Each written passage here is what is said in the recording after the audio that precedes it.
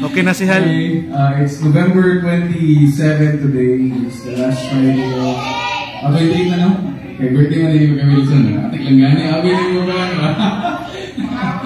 Gani, happy birthday kay Wilson. Ay, kantahan ka na mo niya.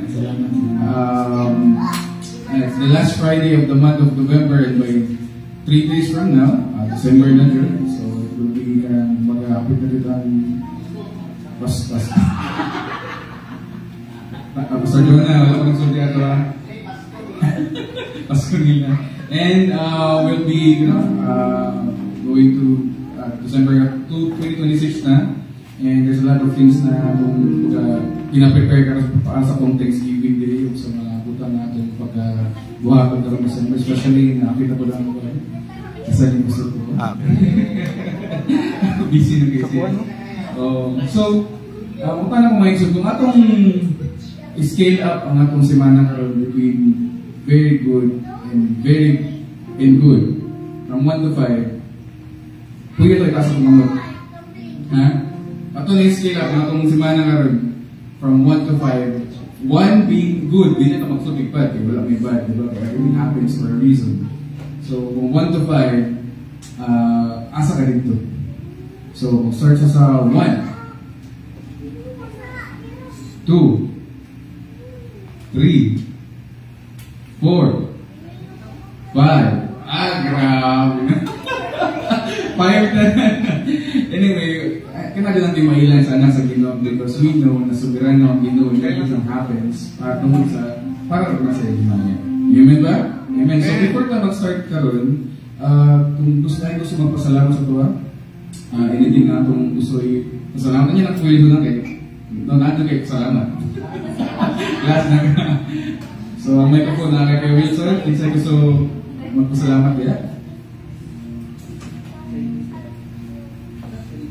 So, na siguro na ko na nagpasalamat ko sa mga Bible study ng EE. Lesson 1, lesson 1.4 about sa sanctification. Dagang kinig nasurihan gabi na nindot yung kinig ko sa kinig na since nag-start, nagsimba mo din ni Jimmy, kailangan na sanctification na topic, hantod ka rin. Pag once na i-topic siya, hindi mo siya ba? Kaya kung wala ang sanctification sa itong daily na kinabuhay mo, kung wala ito nakakunan na, amot ka na kung sa inyo sa tuwa. No, na nagpa-remind sa tuwa na everyday, depende sa basic sa Ginoo, pinapatubo ka niya, para kaya po na sa iyong glory, Lord. Amen. No? So, salamat mi kay even though kawaling gabi, nagdala mo 5 minutes of lesson manok sa bago, napaabot na mo sa bayan ng Chinchin, di panos kaya balik kong bago. Nagkagin ako gabi, salamat sa Ginoo kay Will, so blessed sa tundo ni Razal gabi. Pasalamat mo kay ginagiyahan ng group, small leader sa Razal. And sa patusing sa Ginoo throughout the week. So mga to ako. So anyone? Isa, dua. Lahat kita galing sa mata sa Ginoo eh. No? Wala dyan? Ikaw, sa Caramil. Sa Caramil. Sa Caramil lang. May isa ta na, no? Kining nagpasalamat sa Ginoo sa iyang ibuhat o iyang buhaton. Ibuhat mo kay actually, gahapon, i-approach ko ni Pastor Jonah na another siya hangin sa ako. So, wala ko nag-expect sa iyang hangyo na kuwan di ay uban daw yung ni Pastor Aldrin dito sa Palacan. Ako daw ang magdala sa Bible study namin. So, ang na-feel na ko sa kumbaan ko, of course, yang yung guys Pastor Paul before nga, pero wala din ko rin ko. But this time or tomorrow, kining makaingon yun ko nga, Lord, kumbaan ko, pero happy kayo ko. Na sa wakas, kining nakuha na ko. Kailangan man ko ang experience na ako sa small group, kay present lang man, di kung tayo yung discuss, or nakatailugang lang, pero ugma, murag tanang pag-present, ako yung mag-iwo. So, naman ko sa pastoral din, wala ko di kanya kasandahan na. So, dako kaya pasalamat na sa Ginoo. Dako kay na privilege na gihatag niya sa kuha. Tulong iyang ulo. Especially sa candidate naman po si Kuya, o si Manong Lani o si Ate Inday. Candidate for baptism. So, kana part na sa last nila ng lesson. Kay wala lagi daw sa Pastor John. So, ako kayo na ko na kahingaan sa inyo. Sabi sa ako ang kinabuhi ini first time ko na makakuanan. Kaya lahi man akong experience ko sa to sharing. Pero maybe, kaya na na. So, kanila no? Praise the Lord. Ang hindi kayo sa kamera ng babungan is ang kulbaan ka, which is napakita na po na dito ko na nabisya isinapas ka. And hindi kayo na ang atong pasalamat. Ang kita pwede pasalamat, di ba? Physical na putang, magaling putang, pero pagpasalamat sa desire na mag-share. It's something na wala ka ng beyond sa atong ginagawa na. And yan na privilege na pwede provide sa ito, ay biyang ka sa tuwa na daily basis. And yambo ka na mo yan. Anyway, isa pa. Excavated, gusto kayo na. Ang birthday boy ko. Sa Regina? May gabi sa tanan. Okay. Di lang tamang pasalamat na kay seryoso na lang ta. Pero di na tumakuha ng pagpasalamat na sa Ginoo no kay sa kadadlaw pag nakapalang nimo, pasalamat na ta sa dugang kinabuhi, sa mga nakamata pa ta. So, isa din siya sa pinakadako kayo nga pasalamatan nato kanunay sa Ginoo. Akong ginapasalamatan kanunay sa Ginoo sa kusog kabasko kada adlaw, sa kadadlaw ng mga buluhaton, sa kapoy kaayo, pero siya din naghahatak og strength no, kusog saan pa sa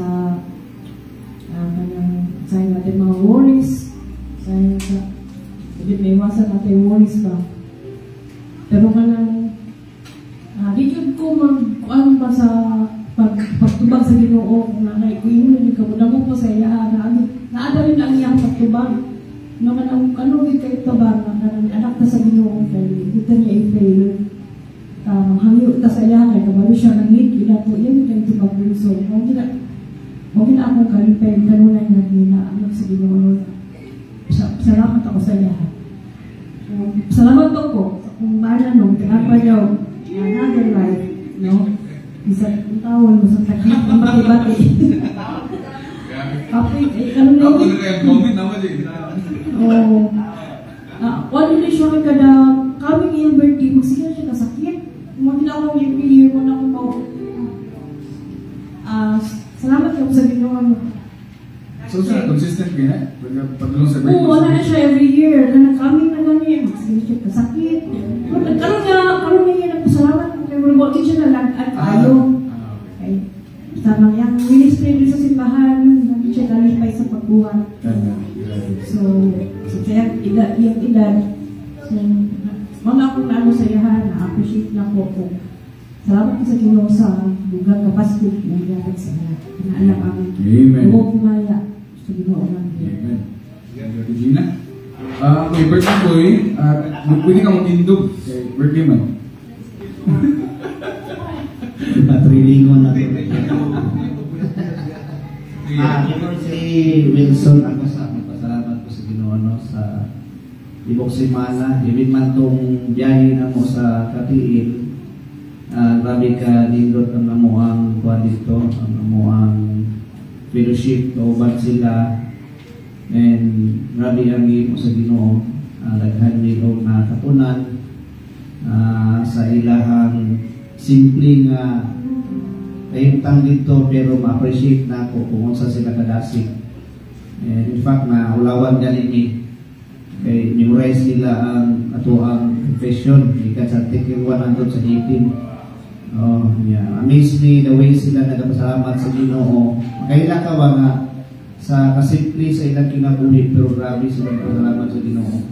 And ma-reflect na ito ang ato ang kayuntang dali ba kung sa tata-bless financially and usay dili kita magpasalamat sila grabe kalisod pero grabe nagpasalamat sa Ginoo kay labaw sa tanan ang kaluwasan din nga gihatag sa Ginoo sila grabe nagpasalamat. Hindi mo makita ba sa ilang kasimple pero nga na sila kalalo. So grabe ang experience namo dito kalipay pauli medyo na challenge me tabangan sila po dito dili lang sa prayer ko dili sa financial po. And usa sa ginapasalamatan po na ako sa Ginoo atong last Wednesday amo ang Bible study sa balay nagkuan mi ang among topic is about fellowship. And makuan yun umabot na mo diya sa kanang punto ma-appreciate yun mo ang ihimo sa Ginoo sa tuwa kay kung sa ang gisulti sa Bible, kung sa ang topic na nasulod dito, mauna karon ang atong ginahimo na. Mauna kita atong ginahimo sa atong simbahan. Ang atong pagpadagan dito sa simbahan is ano din siya, biblical din siya na pamaagi. Then ang kanang fellowship yun ay yan mo ma-determine kung sa katinuod ang usa ka tao sa pagpanglagad sa Ginoo. Kung dili gani siya gusto fellowship na isa na ay something wrong sa niyang spiritual once in kinabuhi. Kaya kung di siya gusto o ganang fellowship na something wrong sa iyang pagkatao or sa iyang salvation. So mo man ganang isulti sa Biblia, ang desire nato dili na sa gikuban sa mga tao nga kanhi amigo nato. Dili na ta ma-fit sila ba, dili na ta kasakay every time na natay mga tapok-tapok kung sila kauban. Pero kung ang ato ang mga kaigsunan, mga believers, especially diri sa ato ang church, grabe ang ato kay ngawa, kalipay, nga kauban nato sila. And kanang masakala ko ganing yung ginatopic karon ba nasa mga verses ba. Ako wag yun, tuwag yung na-experience na yun. Kana mo salamat kay sa Ginoo kay nakita sa right track ba. Dito sa tama din na dalan. So, kana salamatan din ako sa Ginoo nga ma-prove na ginapakita na din niya kung unsa din ang ginahimo sa iyang katawhan. Dili yun siya nagkulang sa pagtuon, pagtudlo tanan pinagi sa itong mga pastors. So, salamat ko sa Ginoo na kuan na mga butang na grabe dili mo makuan ganing ang kalipay sa usa ka ginuwa sa Ginoo. Makita niya kauban ng iyang mga magtutuo. So kana lang. Thank you, Richard. The abundance of the heart and all speaks of the Lord. Ngayong gabi sa tanan no, magpasalamat ko. Salamat ko katong nag-ato ni sa katiil gihapon ng experience na ko kalipay dito na-amaze ko sa mga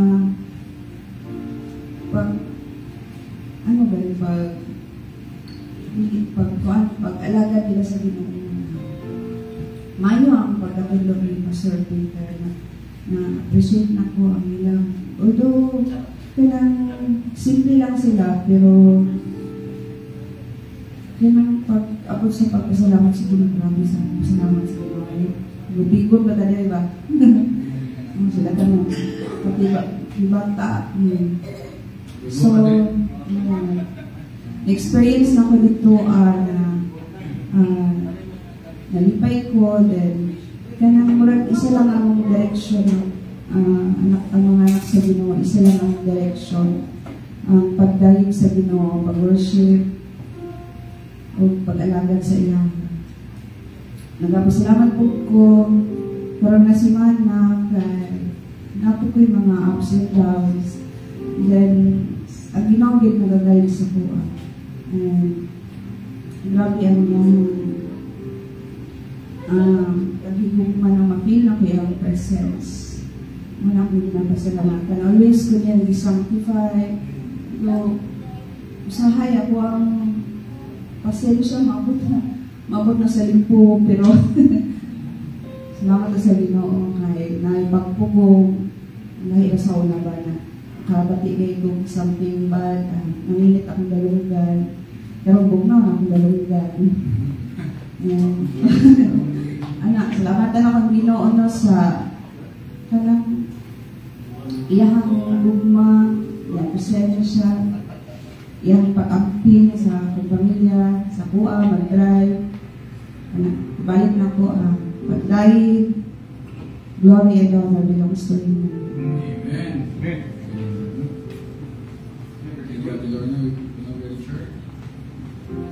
Birthday boy, pwede kang matindog. Birthday boy. Wala na nagpasalamat para magdugay-dugay ko. Kita ay nabisa ka na. Ang pasalamat na ako, dili siguro grabe, salamat din ang sinyo. Sukat pa ganyan to, 65 years ko nagpabadlong. Karoon na 65 na ko na managtauling yan gamay. Grabe to. Grabe yung pailog si Ginoo sa kong ginabuhi. Iyagi kong, kabalo ko, iyagi kong gina-umol-umol niya. Pailog niya, 64, pag-abot 65. Umulol ko. Karon anang nga moabot sa kuha ng mga kuwan, pinapasalamatan na ako o sa mga kada simana, gikandulis ang sa practice. Salamat ako. Sa una, iko'y nagdiguluhan, natiguhan ng salamat. Ultimo, isan pa o pagpasalamat sa simbahan, isan pagpasalamat sa prayer meeting sa una, hindi ko magsalamat. Pasalamat mo po, anak mo. Sa Ginoo ko pasalamat dito sa balay. Pero lahig yun dahil yun nga dili man sa iyo na ipanghambog na to sa uban na itong mga kaubanan diri sa simbahan na magpasalamat ka. Total, dili man para sa ilaha ang imong salamat, kundi sa Ginoo man o sir. Ako lang sa karon po nga ako diri sa bitin, ako rin kayo kong salamat sa Ginoo, sa mga commitment na isuporta sa kuang pagkabugoy, bisin o bugoyon, pero pinapailuban ko nila ba? Amen. Nagpahilog sila, naimubatlong sa kuang mo, istorya na hindi na tumaon. Salamat kayo na mga ginibuhiman sa mga manyag na itong asawa. Maulaw ko sila, galing magpabatlong ko na maulaw ko. May tabo na nagpabatlong ko sa mati. Karoon galing, maulaw ko ganito ng patient. Anak ko. Yung mga ito, pasalamat na ako sa Ginoo. Dili din ako wala'y kasudlan ako pasalamat sa iya. Wala'y sudlan na dako din kayo. Grabe din kayo ang iyang pagkuha sa kuha, pag-umuli sa kuha. Mga pagsuway, karon, anak ko ba? Sahay maginuktok. Ganinang buntag, pag matalabo, kada buntag, salamat man yung tatanan, kaya kabalo naman tana. Kaya hindi dapat ito pasalamatan kada mata. Kaya dihatagan ka niya lagi ng buhay. Kanina, salamat ng Lord. Kaya salamat. Sa 65 years old na ako karon, imo yung kong yatiman. Kan sa una ang tuto. 65 na kaya? 65. Ha? Kaya ako, 56 pa. Moto nga, sinigong buntag, sinukto ko. Okay, napagay mga ang ipahimo sa Ginoo sa kuha, himuon nila ko, siya may kuwaninin. Mga bitaw na, ministry na ko, bisimbahan. Mayroon sila, ang lakaw, wala na. Mubalipan ko, basta Mutulong sa Sabado, beauty sa Sabado, Domingo, hindi ko na. Hindi ko ato. Akong focus yun na nandun. Kinala, timano na akong suluhan. Dili man sa ingon na madayon ko sa mga membro, kung dili, baliwala na ako sa ang mga membro. Trabaho ko na ako, kung sa akay na ako, trabaho ko dili. Para sa Ginoo. Amen. Kanto lang o may hindi. Siguro ako may intervista na. Salamat. Happy birthday. Kantahan mo niya. Kanya lang. Okay, salamat kay Wilson. And hindi mo mapagsa mo na we are so thankful sa mga life ya. And kabalaki nyo sa mga buhat. And naumpa. Magpindot kayo na mahambog ka. Nahambog mo ang sa hindi ko dito. Karon before na mag-start sa itong prayer meeting, no, very important na ang atong pag-simba sa karon gabi una is worthy of kumbaga dili na ito pwede baliwalaon na isupit sa Ginoo ang atong mga kasalanan buhat na kaniya. He knows everything, He sees everything sa atong heart, sa atong mind, before pa natin po nahunaon, before pa natin ito patiyon, He already knew sa mabuhat niya. And we need to glorify and honor Him in spirit and in truth. So, ato i-confess sa yata na ito ng buhat na saya. Kung karoon na ito po itong ulo, yung itong mata, confess the Lord, everything.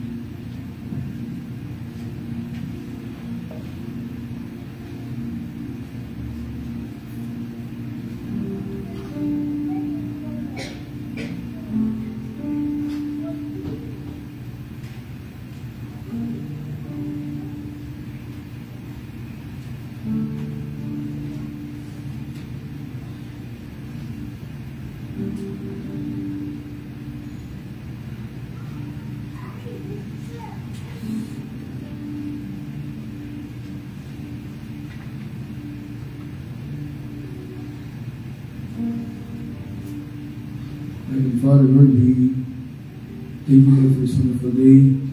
We thank you, Lord God, for the privilege, Lord God, to be here.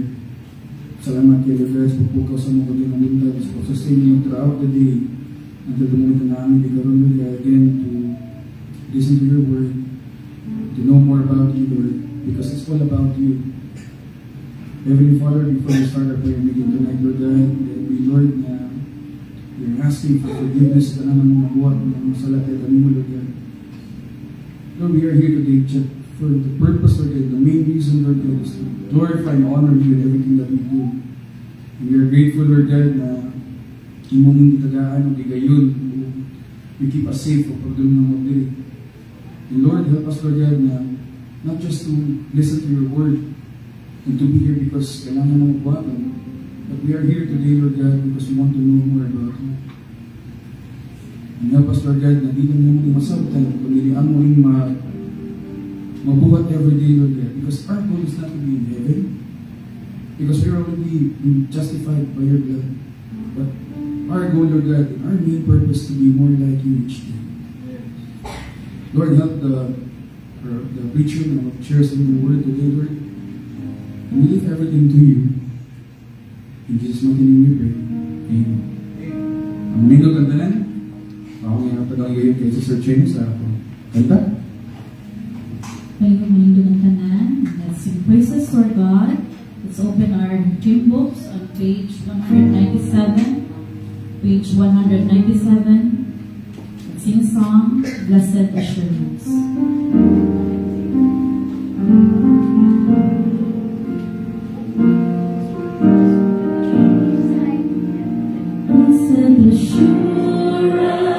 Jesus is mine.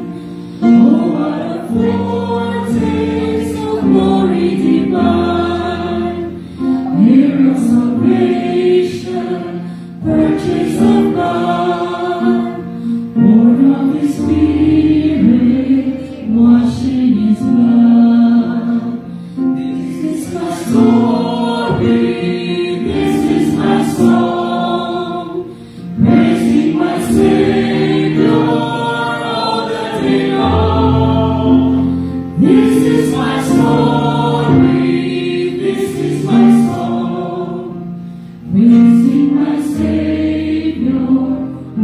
the day long. Perfect submission, perfect delight, visions of rapture, numbers on my side. His Holy Spirit breathes from above, echoes of mercy, whispers of love.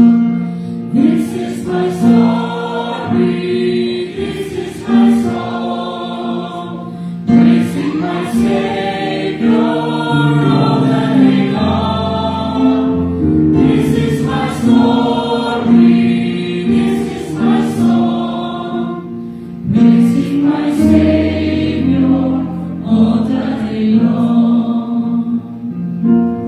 Perfect submission, always at rest. I in my Savior, I'm happy and blessed.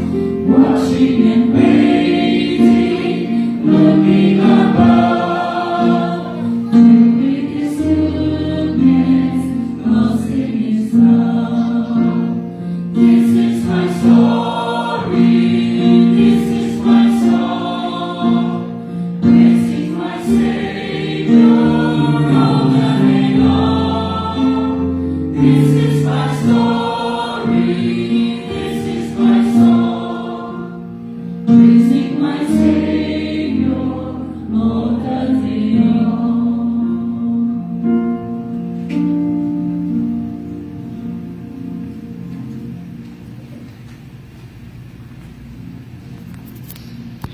Father God, we praise you, Lord. All day long, we praise you for who you are and what you have done sa among kinabuhi. Salamat, Ginoo, for the salvation that you have bestowed upon us. Thank you for your mercy, for your grace, for your love. And thank you, Lord, for your Son who took up the wrath na para unta kanamo. Thank you, Lord, for such precious love that we don't deserve and yet you gave it to us. Salamat niya na, Lord.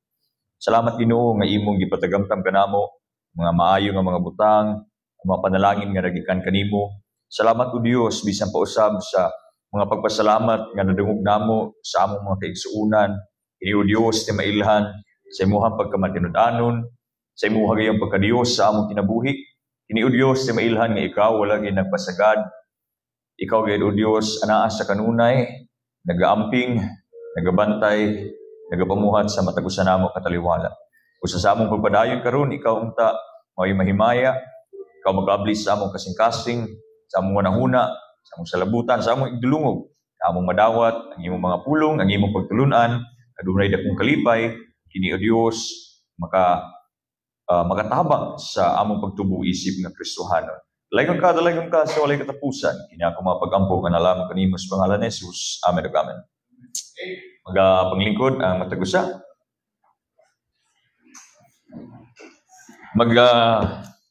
Padayon kita sa tuang pagtuon sa pulong sa Dios. We are learning sa kaning Matthew chapter 6 as we have already talked about. Dili gyud ni siya ginatawag nga Lord's Prayer because dili man imoy mga pag-ampo ni Jesucristo. Ngano gani? Mainly because isa sa portion, okay? One of the parts din sa prayer is katong pagpangayo og kapasayloan. And as we all know, of course, dili man mangayo si Kristo og pasaylo kay unang-una wala magyud siya ay sala. And then this prayer is simply, kung makita ninyo in verse 9, chapter 6 of Matthew, it's the manner, it's the design, it's the model ngayahang gihatag sa mga magtutuo sa mga disipulo nga naminaw kaniya during this time. So, if you will look at the scriptures, the original manuscripts, it is simply called the prayer. Then later on, early church, it was called the gospel prayer. Now, dili lamang kini nagatudlo kanato sa kung unsa ang mga angay iampo o sa kung unsaon ang pag-ampo. Sama sa ato ang nakatunan nga ang Matthew chapter 6 is also going against sa kung unsay mga kinaiyahan sa mga Pariseo.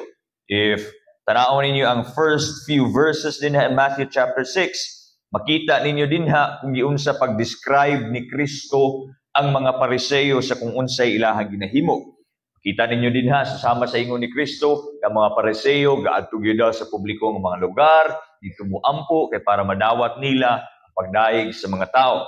Now, our goal here is not just to understand how to pray but to understand kung sa tong mga butang nga angay natong likayan para dili kita moampo nga susama sa mga Pariseo. And atuan nang gitunan ang first line, Our Father which art in heaven, which teaches us nga ang Dios is sovereign and He is a transcendent nga Dios. And because of that, this is not something nga murag mataha ta muduol sa iya kay layo man diya Ginoo, but instead it is our comfort nga tungod kay transcendent ang Ginoo, dili nato maabot. That's our comfort that He knows our future. That's our assurance nga ang ato ang kaugmaon anaa sa iyahang mga kamot. Therefore dili ta mutaha sa pagduol kaniya tungod kay siya man ang nagakupot sa atong umaabot. And we have also learned sa kaning buti pasabot sa hallowed be thy name. Kang kinsa man gyud direkta ang mga pag-ampo, kinsa may angay mahimaya ani, kinsa may angay natong duulan. And then karon we will now be talking about in verse 10. Kung asa gingon dinhi, I will read Matthew chapter 6 verse 10. This is part of the prayer, the gospel prayer. I will start to read na lang sa verse 9, but then dinito sa verse 10 mag-focus unya. After this manner, therefore pray ye, Our Father which art in heaven, hallowed be thy name. Thy kingdom come, thy will be done in earth as it is in heaven. Give us this day our daily bread, and forgive us our debts as we forgive our debtors. And lead us not into temptation, but deliver us from evil. For thine is the kingdom, the power, and the glory forever. Amen. Verse 10, unsay gingon diha, thy kingdom come, thy will be done on earth as it is in heaven. Now before nato tan-awon unsa man nga mga kinaiyahan sa mga Pariseo ang silbing gilabanan dinhi, ato asang tan-awon unsa bagyoy buti pasabot sa mga butang nga gi-mention dinhi ni Kristo. Actually naay tulo nga ato ang tan-awon dinhi, okay? First would be kani, your kingdom come. Your kingdom come. The Greek word nga gigamit din is basileia, B-A-S-I-L-E-I-A, basileia, which means ang reign, ang paghari sa Dios. Ang kingdom nga gibutang din this is not talking about kaning geographical nga territory. Okay? Dili siya ingon nga kaning literal nga lugar sa kaning nga literal nga dapit. Ang dimension din nga kingdom is ang paghari sa Dios. And then unsay nganong importante man kayo ni? Nganong importante nga sabto nato unsa ning paghari nga ginapasabot dinhi? Kaning reign. Kinsa gani ang ginapuntirya dinhi ang mga kinsa gani ito ang mga Pariseo. Unsa day mindset nga naa sila? Now, mind you, kaning Matthew chapter 6 again in between ni siya sa Matthew 5 to 7 which is naa ni sa tunga-tunga sa Sermon on the Mount. Klase-klase nga mga taong naa dito. Dili lamang ang mga disipulo ni Kristo, at itong mga tao nga nagukod og milagro, ang mga Pariseo nga naghimantay, and even the zealots. Now, if naka-join mo sa tuwang Bible study every Thursday online pod, naa na pod mi karon sa kaning pagsabot sa kung kinsa magyud ning mga tao nga nakasalamuha kang Kristo during the time sa iyahang ministry. At wasang sabton, naagay upat ka sekta ang mga Hudeo during this time. Okay? Ang mga Pariseo, mga Saduseo, ang mga essence, and then ang mga zealots. Ang mga Pariseo, naisgutan na nato ni, they are the teachers of the law, moral purity. Okay? And then, naapod ang mga Saduseo. Kinsa man ni mga Saduseo? Ang mga Sadducees, sila tong mga nagapanglihok yun sa templo. Ang ilahang base of operation dito sa templo. Okay? So, wala na sila karon, wala naman po ng templo. Dito na sila nagapanglihok. Anything related sa templo, kana naay kalabutan sa mga Saduseo. And then naapod ang mga essence. Ang problema sa mga Saduseo kay mga kaning ni kompromiso manggod sila. Although tuod naa sila sa templo, pero ni sumitar sila sa panggamhanan sa Roma. So ang nahitabo naay mga pari nga nasuko sa ilaha mao na tong mga essence. Okay? Kaning mga essence suko kay na sila sa mga Saduseo. Kay nganong ni kompromisa man gyud mo kani ingana daghan nga mga butang. Ang mga essence gi-maintain yun nila to, nga di gid sila muyukbo sa mga Romanhon. In fact, according sa mga scholars, sa mga historians, sa mga theologians, most probably, ang nag-keep sa katuganing mga Dead Sea Scrolls kay mga essence dito. Mga kasagaran nga gina-mention yun. And then lastly, we have the zealots. Kinsa man ni mga zealots? Ang mga zealots, mao ni ang mga militante during this time. Okay? Mga militante ng mga tao, kanunay kaning nag-aklas, mulaban sa gobyerno, dinhi sa Roma. Kaya nga naman, for them, if they will pay taxes, if mo join sila sa census, daw silbira daw nga nahimo silang slave sa Rome. Okay? Now, both ang Pharisees and then ang zealots, na sila common denominator. And that would be ang ilahang thinking towards the Messiah, towards the kingdom of God. Ang Pariseo o ang zealots, they are expecting a military Messiah. Okay? So they are thinking na kung unsa tong kabubuton sa Ginoo, ang iyahang paghari, literal nga moabot, dinhis kalibutan, nga ang Messiah, nga muhatag sa ilahang kaluwasan, literal nga luwason sila gikan sa paghari sa Roma. Magsakay og kabayo, patyun to silang tanan, ipakita ang gahom. That's their thinking. Mao tong kingdom nga naa sa ilahang hunahuna. Literal nga kingdom nga moabot, nga kung kinsa tong Messiah, pareha dinhi si Kristo, ana sila maun siguro ni Messiah. So they were expecting nga i-overthrow ni Kristo ang Roma literally. Nga i-overwhelm niya ang paghari ni Caesar. Mo na ilahang thinking. But then ang naa dinhi, nakita nato, this is not talking about geographical territory, this is simply the reign. Ang paghari sa Dios nga dili limitado sa kaninga space, sa kaninga nasod, sa kaninga syudad. Dili. Okay? Unsay hunahuna gani sa mga Pariseo and then sa mga zealots, literal. Literal nga kingdom, literal nga hari gyud nga magdala og espada, magsakay og kabayo. That's why kadumdum mo pagsulod ni Kristo sa Jerusalem and then gibutang dayon nila katong mga lukay, mga sanina sa ilahang dalan kay nganuman. That was actually a practice nga nahitabo po dito sa Maccabean Revolt. Ang Maccabean Revolt dito na sa tunga-tunga sa Old and New Testament. Okay, ginatawag nato intertestamental period. Kung asa ang leader sa mga sundalo ng mga Hudeo niuli sa ilahang syudad kay nahimong madaugon. So gi-welcome nila to. And then nilatag sila ato, gisundog nila to kang Kristo.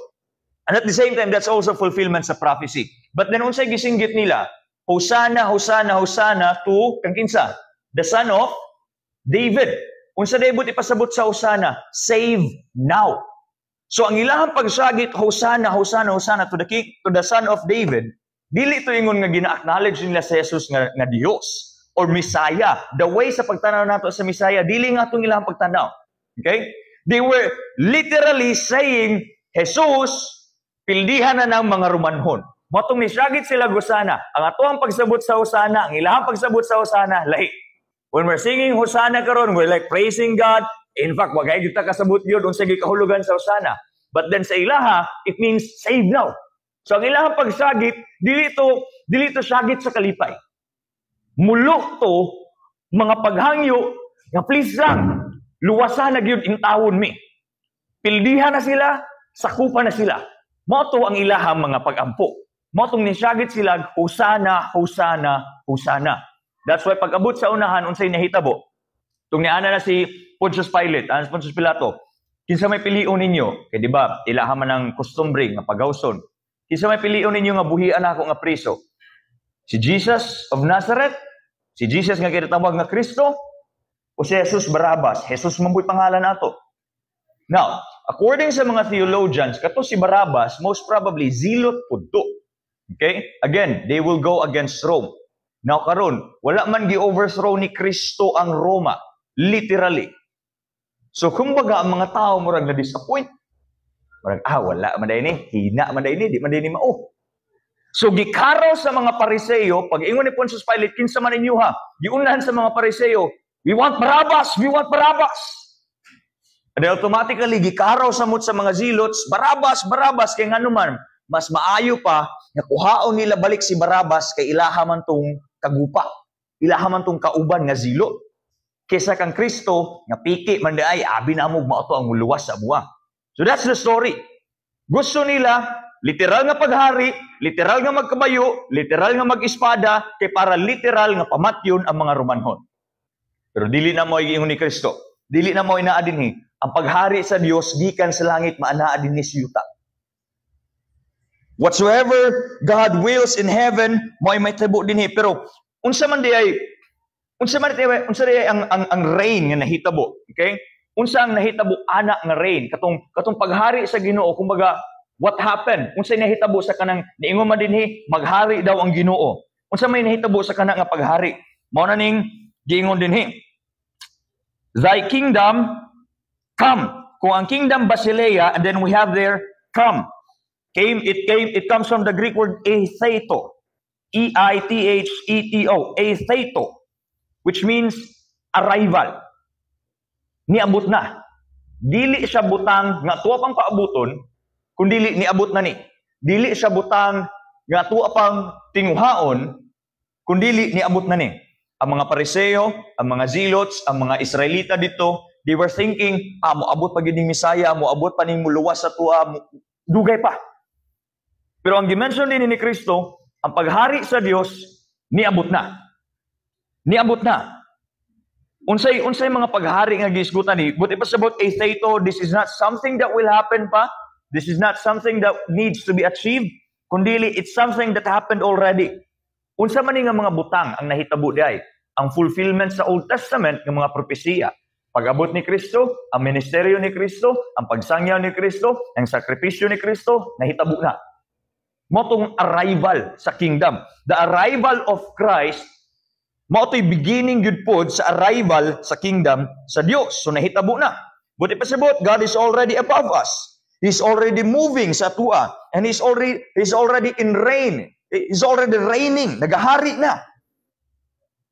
But then there's also the idea sa kaning eitheto nga the kingdom has arrived pero ang fullness is in the future pa. Siya pasabot niyo, pastor. Niabot na. Nahitabo na. Pero everything will make sense dito pa sa unahan. Monay, ginapaabot din he. But then ang question, pastor, abi ba na ako niabot ng kingdom? Anong wala man nato nakita? Anong wala man nato nakita ang effect sa kaninga kingdom? Well, it's actually answered sa sunod ra pod nga phrase. Thy kingdom come, thy will be done. Pastor, giun sa pagtubag ana. Your will be done. Ang Greek word nga gigamit is genetheto. G-E-N-E-T-H-E-T-O. Genetheto.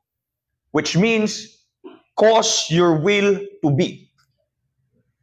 Binasayo nato, ang pasabot ana, kung unsa tong pagbuot nimo Lord, mo'y himua. Dili sa ingon nga, Lord, pwede ka ning ipakita sa kuang imuhang pagbuot. Lord, pwede ka nang tudlui ko. Dili ing ana ang nature sa kaning pag-ingon din hi, your will be done. Genetheto, dili. Ang iyang giingon din hi, cause your will to be. Unsay mo ang pagbuot, himua. Dili na ka mananghin nga, Lord, pasabta ko unsay mo ang kabubuto, dili. Ang iyang giingon din hi, Lord, unsay mo ang gusto, himua. It shows unsa. Dili lang ingon nga, desire to know God, desire to obey God, but kaning total dependence gyud, total reliance sa Dios, and then full submission, nga kung unsa man tong gusto sa Ginoo, hala sige. Now, mubalik ko sa question, nganong wala nato nakita ang kingdom, ang advancement sa katunga kingdom, nganong wala nato nakita bisag Kristohano na ta? Ngano man? Again, explain sa nako ha, genetheto, musumpay ra sa katunga kingdom, pag moingon gani, cause your will to be, that means, Lord, katong kingdom nga imuhang gipaabot, ipadayon to. Masaya nga na, ipadayon to. Now, why is it that we are not seeing katunga kingdom? Because we're not doing the will of God. We're not fully submitting. Yun. That's the issue. Ang mga Pariseo, unsa di ay sila? Ang ilahang mga pag-ampo sama sa tuang gisgutan, moadto sila sa mga tabernacle, moadto sila sa mga sinagoga, adto sila sa public places, sa mga plaza, to appear holy. And then maayo kay sila sa mga seremonyas to appear holy. But then deep inside, they are not. Ang mga Pharisees, maayo kay sila in appearing as an obedient person, kaning appearance lang sa obedient person, but they're not really being obedient. Yun. Naa sila kaning mga intentions nga mupataas lamang sa ilahang kaugalingon. But mo balik ko sa pangutana before na ako na-expand pa gyud. Why is it nga dili man gyud nato makita ang kabubuton sa Dios or ang gingharian sa Dios, ang paghari sa Dios? Tubagon na ako na ang pangutana by asking this question lang po. How can we see the advancement of the kingdom of God if you are looking at another kingdom? How can you see the advancement of God's kingdom if you are doing the will of your old king? Sabtan ninyo? You're now in the kingdom of God. We are now in the kingdom of God. Pastor, dili na ako ma-feel.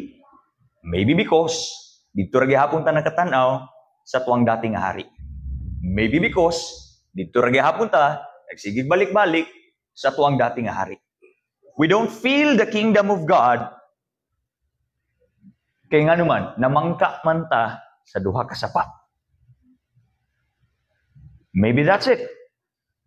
Pastor, unsa man gyud ay ang will sa Dios nga ginapasabot? Daghan kayo nga mga butak. But then we can summarize it in 3 things. First, nga kabubuton sa Dios, for His sheep to be found. For the lost sheep to be found. And the next would be, for that lost sheep nga nakita na, for His people to proclaim the message nga mao'y nakakaplag rapod sa ilaha. And then ang ikatulo would be for His people, for His sheep to be Christ-like. Daghang kayo kabubuton sa Dios, but then we can sum it up into 3 things. Nga makitaan sila, nga magsangyaw sila, ug mahimo silang susama ni Kristo. So mubalik ko sa pangutana ganina. Nganong dili nato makitaan or mabati ang advancement sa kaninga kingdom? Tubago na po na ako na sa lahi nga pangutana. Nakita na bagyud ka? Kung tinuod ka nga karnero, tas nawala ka, nakita na bagyud ka? Ikaduha, kung tinuod ka nga nakita na, nagasangyaw ba ka?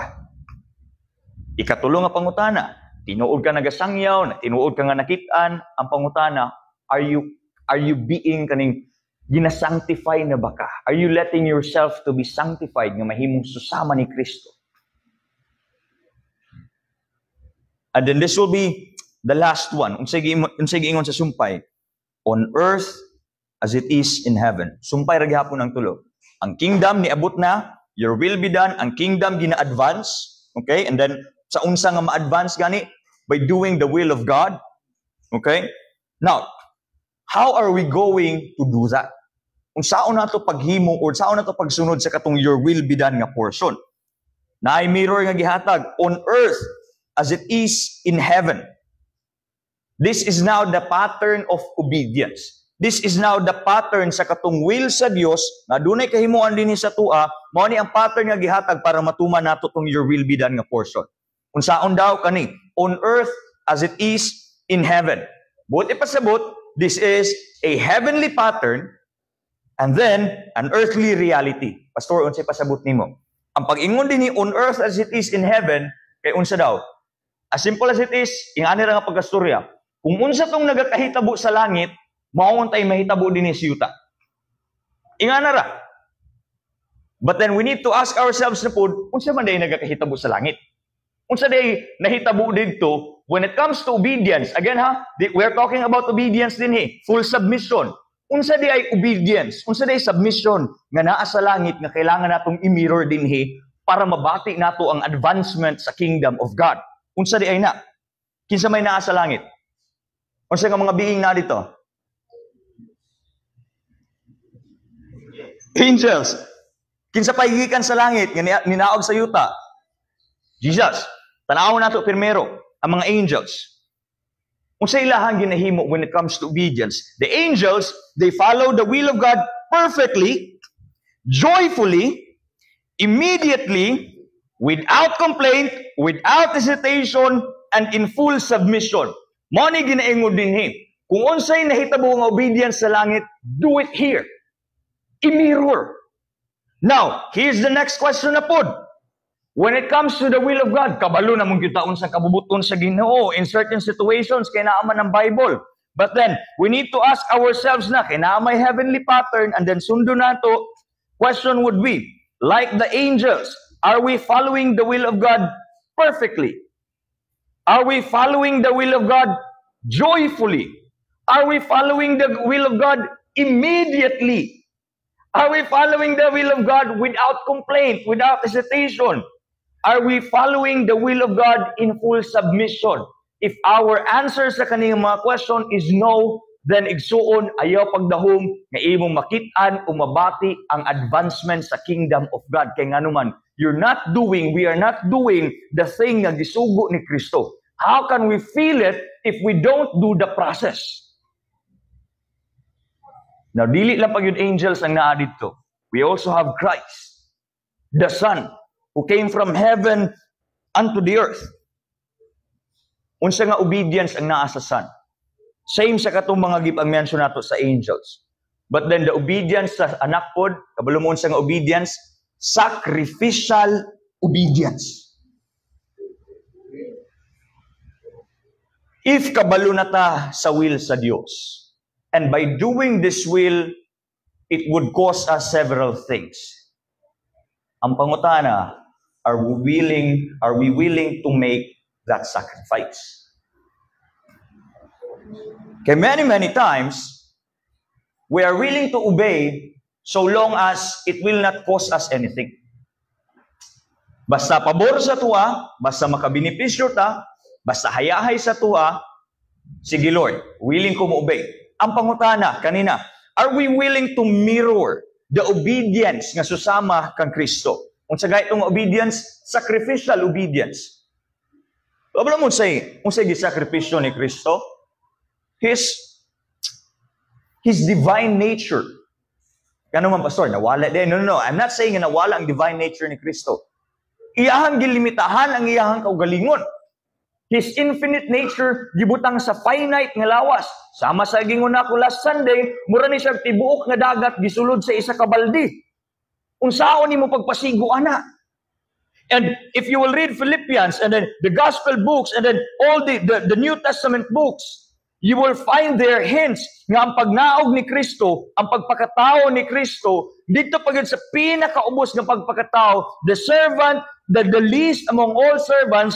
And then in Psalm 22, katong pagsagit niya, ilay-ilay lama sa baktani, gidescribe pag yun dito, nga mura daw siya ulod. So ubos pag yun sa tanang ubos. Ingana nga sakripisyo, ang kaligutgot sa amahan, iyahang gidawat. Siya ni ato dito sa kamatayon, may na lang, nabanhaw ra pod. But then, what I'm trying to say here, ang pag-ingon din ni Kristo, on earth as it is in heaven, mo na imong obedience. Mo na ang atuang obedience. Unsa nga klase nga obedience sa angels? Immediately. Is that problem? Pag makabalo na kayo, tas kabubuton sa Ginoo, marag, ampuan sa nako, o kabubuton bagini sa Ginoo.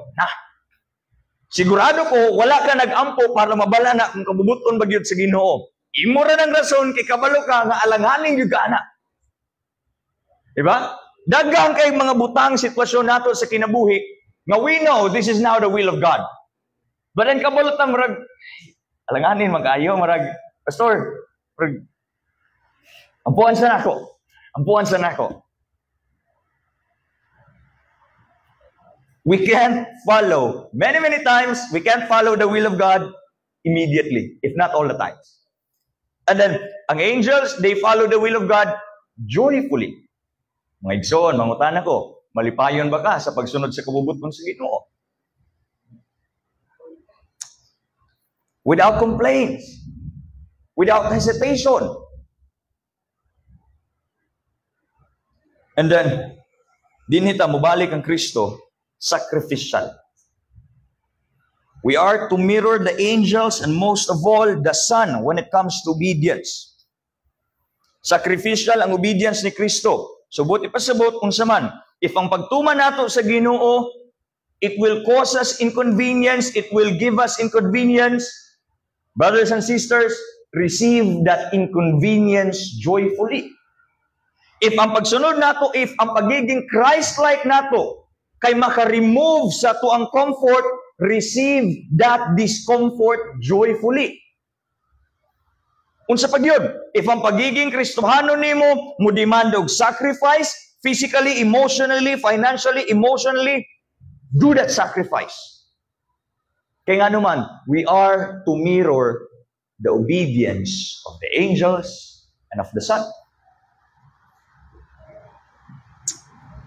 And by then, if atuaning himuon, when we mirror those things, that kind of obedience, we are advancing the kingdom of God. We can feel the advancement of God's kingdom. So, klaruho na to. Unsay buti pasabot giday ani, thy kingdom come. Naabot ng paghari sa Dios. Your will be done. Naay progress. And then eventually ang fullness pag-abot ra sa unahan. Unsa nga klase nga progress, unsay proseso nga gihatag, obedience. Then how are we going to mirror that obedience? Mao ni, on earth as it is in heaven. Unsa day problema sa mga Pariseo? Kabalo mo kinsa ni mga Pariseo? Sama sa going on, they are teachers of morality and then the law. But then ang ilang problema, same sa mga Saduseo, they compromised. Okay? They compromised because they wanted to keep their positions. Kaya para naalang sila sa posisyon, nakigsuod sila sa mga Romanhon nga mga opisyal. And every time they would pray, it would always be for their gain. Para sa ilahang sarili nga interes, para nga makip nila ilahang posisyon, para makip nila ilahang faith. That's not the will of God. If na kay giduhaan karon, if kabubuton ba ni sa Ginoo o dili, simply ask this question. If kana siya mahitabo, kinsa may ma-elevate? Ang Ginoo o ikaw? If ang tubagan ni ikaw, then that's your old king. That's your old kingdom na nagahunghong sa imo. If naay option gani dinha, asa man dinha ang komportable o dili komportable, most probably katong dili komportable mao atong kabubuton sa Ginoo. Pastor, sa may pasabot nimo. Isa sa katong ingon nako nga kabubuton sa Dios, we summarize it into three things: sheep to be found, his people to proclaim the message, and then to be Christ-like. Ano makaingon ko nga inconvenient kaayo para sa tua ang kaning mga butang. Because we are still in this body. We have our sinful nature. We have our old nature nga kanunay nagahunghong sa tua. And then ang ginademand sa pagiging Christ-like is the new nature. So buti pasabot na ay contradiction. It's not comfortable. Nga sa una, dalo kay ta, but then ang pagiging Christ-like is demanding us to become giver nga person. Now, ang atuang old nature is telling us, dili ka dapat mo pasaylo. But then our Christ-like nature is telling us, pasayluan na. Is it easy to forgive? No. Now, ang atuang old nature mo ingon, ayaw na siya balitae, kay kaning, naaralagi mo sangyaw ana sa iya. But then our Christ-like nature is telling us, ikaw ang musangyaw ana. It may be inconvenient, but you have to do it. We keep on praying, unta maluwas ang ato ang mga pamilya. Unta makabaton, makadungog sila sa kaluwasan. But then because maulaw ta, mataha ta, ay, asawa maguna ko, anak maguna ko, iso maguna ko. Mas maayo itong si Pastor Jonah na umusangyaw ani para makasabot yun. Is it really the case? Or murag mas convenient man kung si Pastor ang muwali? Ako ragoy pamirinda ko, naragod. It's inconvenient, but yes, we will help you, we will pray for you, but you have to do it. Kailangan kung pila na katuig nimo giampo, sangyawi. Sangyawi. Tudlui, badlunga. Kaya nga naman, again, it may not be comfortable, it may not be convenient, but if it's Christ-like, then we are to mirror what the heavenly obedience looks like. Dini ko magtapos. Pikpikay mo hang katapad, ing na siya, be comfortable in being uncomfortable.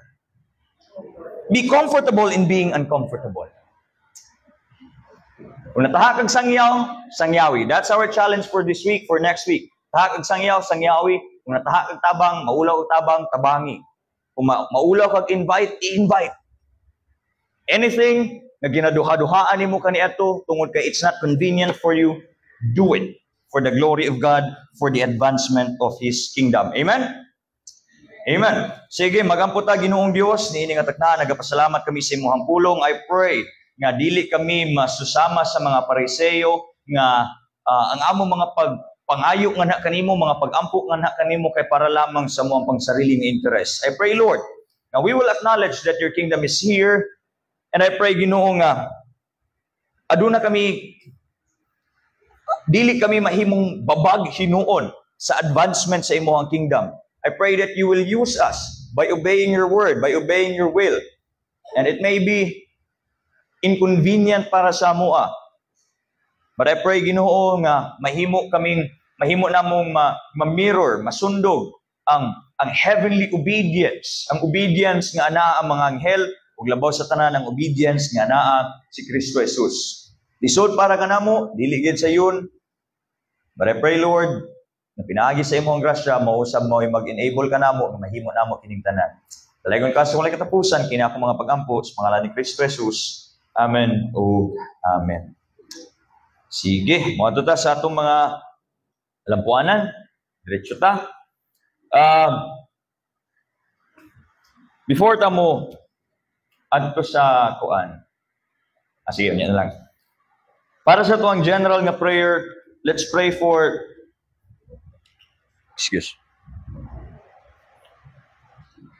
Let's pray for our brothers and sisters, especially kang Ate Beth, Elizabeth Bakulad.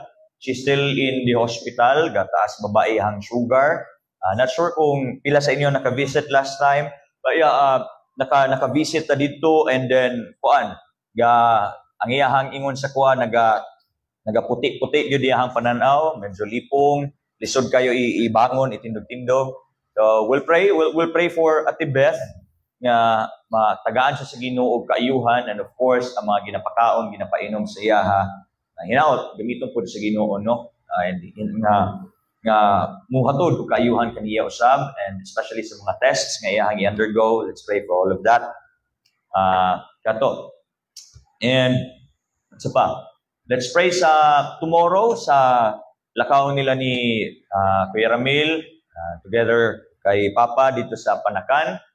Especially kay Kuya Ramil sa iyahang pagtudlo ya dito, no? So ni Manong Lani, let's pray for the ministry. Muna yung last lesson niya, no? And then subject for approval na dayon sa church, present na dayon sila. Let's pray dili lamang kay Kuya Ramil, but especially sa ilaha pod, no, sa prospects nato sa membership, nga ang Dios gayon mao'y magatudlo kanila, magabli sila kasing-kasing, especially sa lesson nga ilahang madungog ugma, protection usab sa ilahang pagbiyahe. And then, please include in your prayer our coming Thanksgiving. Diyos mag-provide sa ato ang panginahanglanon sa tanan nga aspeto, especially financially good food, na matagbo ang panginahanglanon ana. And of course, spiritually, we're not just celebrating mga material nga mga butang, but labaw sa tanan ang spirituhanon gyud nga aspeto mao ato ang pinakapundasyon ana, pinakagina-target. So we'll pray for that. Napatay general nga prayer request? Chris? Ako po si Minalo sa ilahang solid sa unang karintas sa pagkakalitura. Unsay pangalan, Chris? Si Ate Marilyn. Okay. Ate nila ng list. Sige, let's pray for Ate Marilyn, no, for healing pod sa iyaha. Doon siya ginabati karon. Una. Of course, i-apil nato sa mga pagampo ato ang missions, i-apil niya pagampo ang mission pastors, ang pagbalhin sa katiil o sa tagbubolo. Let's pray for that as well. Let's pray for the ministry.